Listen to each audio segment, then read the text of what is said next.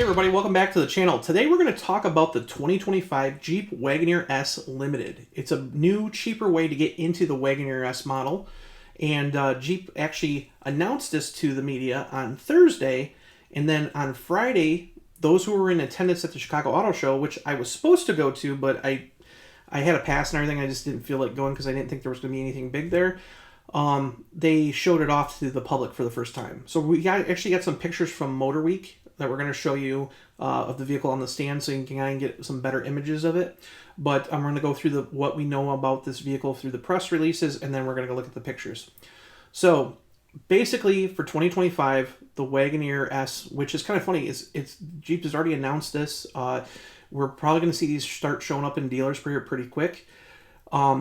Considering that the 2024 models were just rolled out and some people are starting to take them home, we're already seeing 2025 model stuff. That's because of the late launch of the launch edition last year. Now for 2025, there's going to be two models right now at the launch. There's going to be the Limited, which is this new entry level, and the launch edition will return. So originally we thought that was going to have the Obsidian name, which is the same name that the blacked out package on the Grand Wagoneer has. But now we're learning that it's going to be the launch edition for 2025 as well.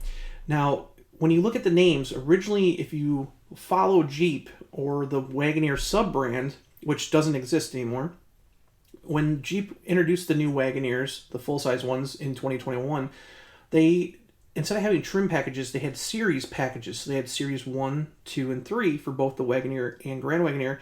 And then they had dark packages. So they had the Carbide for the Wagoneer, and then they had the Obsidian for the Grand Wagoneer. So going into, well, last year, the former Jeep CEO, Antonio Filosa, who's still the Chief Operating Officer or COO for North America for Stellantis, basically said that the Wagoneer sub-brand was confusing to people and that it was done. He was basically going to get rid of it, and he was going to bring the Wagoneers underneath the Jeep portfolio. So we've seen the actual separate Wagoneer websites and everything get shut down, and all that stuff got moved over to the Jeep portfolio. And now we're starting to see that all the Wagoneer badges are also gone on the Jeeps. So the Wagoneer S was the first one to get rid of the Wagoneer actual badging. Now it says Jeep on here. But for 2025, we're seeing the first Wagoneer to actually get rid of the series names, and this one's the Limited. So this is a formula that Jeep is going to follow through with the updated 2026 Grand Wagoneer and Wagoneer when they come, to hit dealers later this year, because they are actually getting an update for 2026. They're supposed to get like a revised front fascia and some interior changes and stuff like that, but those models will be coming later this year, and they will also introduce, instead of Series 1, 2, and 3, there'll be trim packages as well. So we'll see a Grand Wagoneer Limited, kind of like how we did in the 80s and 90s. So this is the first one here that has the Limited name, but this is the entry-level one. And the interesting part about it is where the launch edition is moving into 2025 unchanged. Nothing's changing about it. It's going to have the same options, same pricing. So that vehicle starts out at $71,995 with destination included. This one's going to start out at $66,995 with the destination included as well. Now, what makes it different? What sets it apart from the more luxurious launch edition? Well, the first thing is, if you look at the exterior, on the launch edition, everything's blacked out. That's why we thought it was going to have that Obsidian name.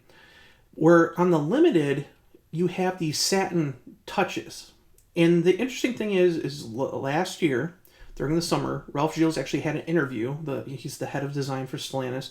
He actually said that people, the newer generation of customers, really don't like chrome. And that there isn't a huge demand for chrome vehicles anymore, like chromed out parts on vehicles anymore, so they were going to get away from it. Obviously, you're going to have chrome on trucks and stuff, but for the Jeep brand, we're not going to see chrome anymore. They're going to step away from it. And this is really the first vehicle. We've seen the launch edition with the black. We've seen blacked out vehicles before. But this is the first Jeep that is actually introducing, instead of having chrome accents, it's having satin accents. So you can see the face around the headlights and the grille, the fake grille. It's actually satin. These striker like design things around the vents are satin.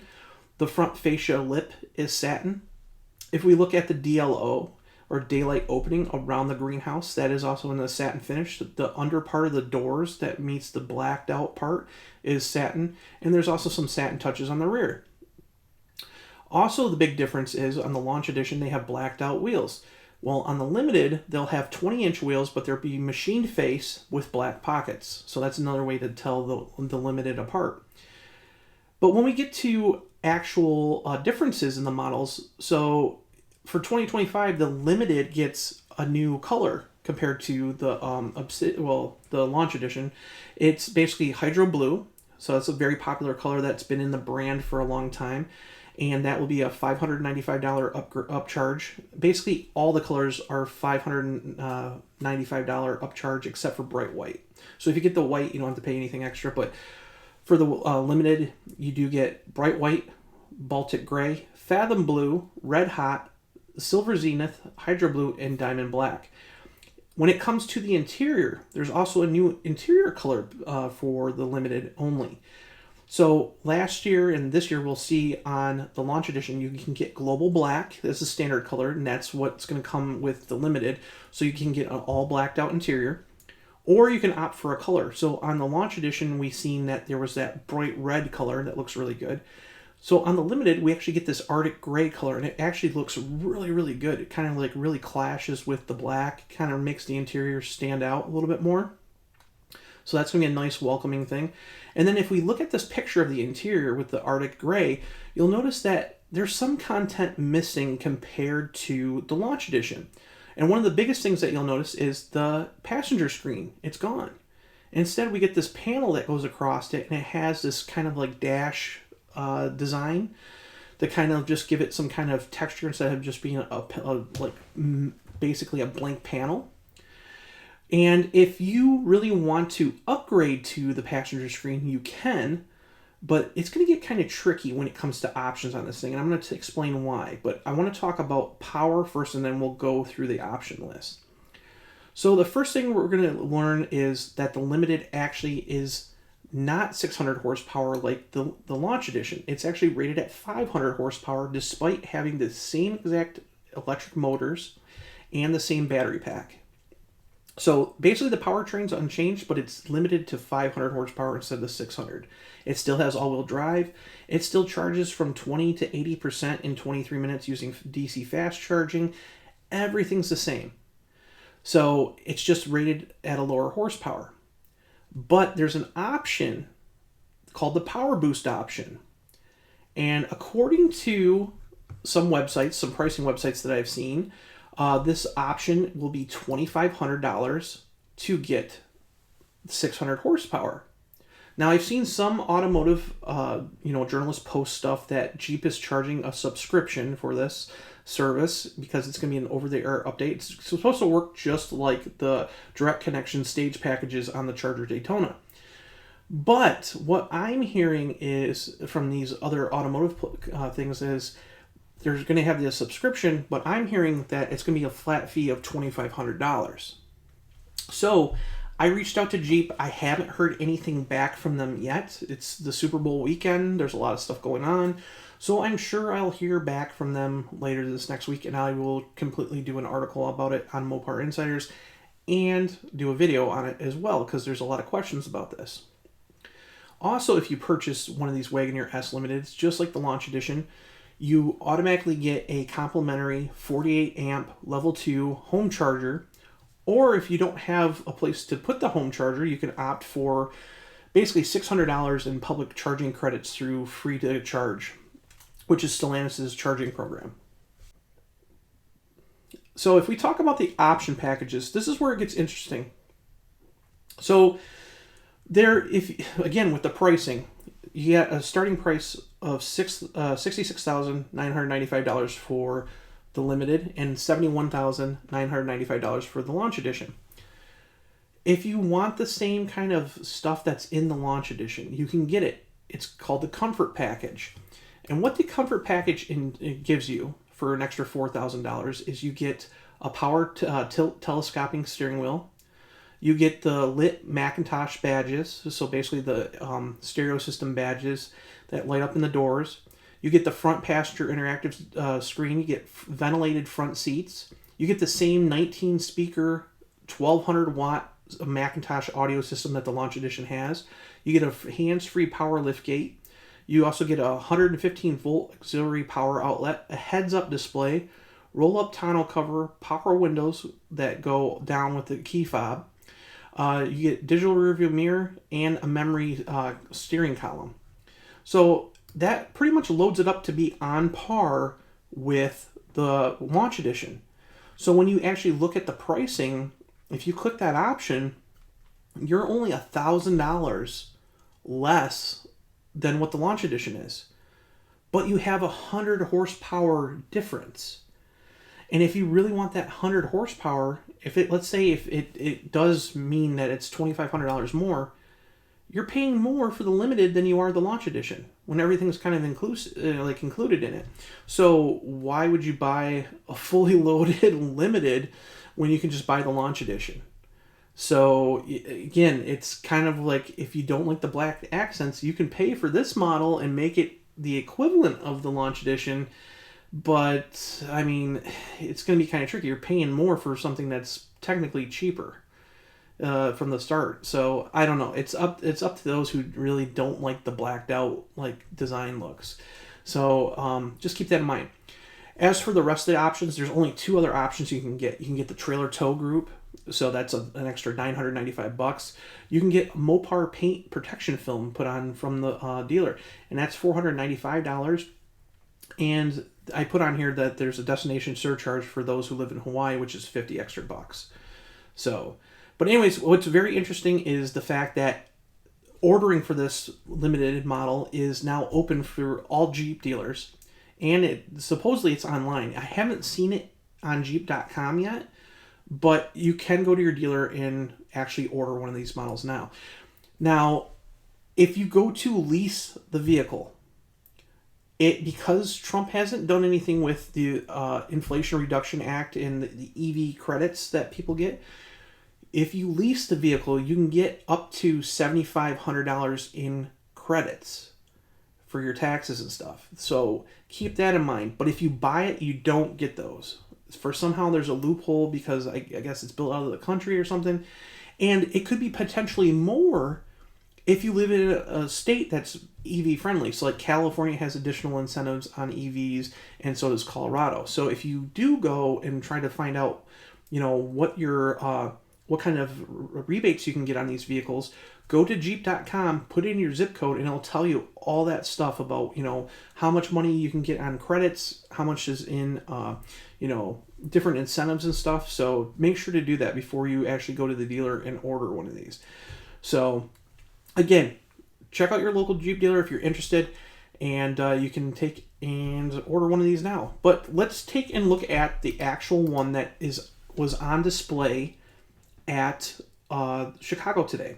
So here it is. This one is in red hot. This is the first time we've seen the bright red color on the Wagoneer S, especially with this limited package, obviously. And it looks really, really good, especially with the satin accents. They really stick out. Overall, everything pretty much looks the same except for those satin accents and that those machined-faced wheels. But honestly, the Wagoneer S is such a sharp-looking SUV. It's really drastically different than the Jeeps that we've seen in the past, but they've done such a good job with the styling of this vehicle. I was really impressed when I actually got to spend some time with it at the Detroit Auto Show. I really can't wait to actually drive one. I have yet to actually get one in the actual when the media press pool. So I can't wait to actually drive one because if you look at the dimensions of this vehicle, it's actually kind of shocking because I'm a huge fan of the first generation Dodge Durango, and this vehicle is pretty close to the actual dimensions that the Durango was in that first generation. So that vehicle actually had a third row, which was kind of cramped, but if you actually look at the dimensions like lengthwise and width, it's pretty close. So this thing's fully garageable. You have no problem putting it in a normal garage. Again, range is it's rated at 303 miles, which is not stellar, but if you actually like use one pedal driving and regenerative braking pretty aggressively, you could probably do a little bit better than that. Again, this has got 500 horsepower, all-wheel drive. So, I mean, it's pretty nice package. Again, this is going to be a global Jeep too. So this is also the vehicle that Jeep is sending to Europe to basically replace the Grand Cherokee. Again, it's smaller than a Grand Cherokee. It's a D segment SUV instead of an E segment. So keep that in mind when you're shopping. If you really want more room, I would step up to a Grand Cherokee. But overall, this thing looks really, really good. And on the back, you can see that the satin finish is going across. Another really unique thing about the Limited is if you look at the 4xe badge on the back, where it's blue on the other ones, this one just has that satin finish, so there's no color to it. Something that we haven't seen yet on any of the models, it's actually blacked out with the satin finishes around it. Something that's totally different, looks more upscale. I actually like that a lot. And then if we look at the interior, this one actually has, if you look, it's got orange lighting on it. Now you can change, there's like, I think, what, 164 different colors you can change the interior ambient lighting. This one just happens to be orange, and it looks really good with this global black interior. But you can see the interior just looks killer in this thing. And then without a passenger screen, it actually makes the dash look a lot bigger. So I actually like that. I like how they put the actual like little design into the panel instead of just having a blank panel there. It looks a lot better. And of course the seats are very comfortable. I sat into the one at the Detroit Auto Show and it was really nice. So I absolutely love the interior of the Wagoneer S. I think they did a really good job designing it. A lot of people won't like the rotary dial shifter, but this rotary dial shifter actually feels very premium compared to the ones that we've seen in the past. The only thing I can complain about in the interior is the cup holders. They're the same cup holders that are in the Charger Daytona, and they're kind of small for putting bigger drinks in.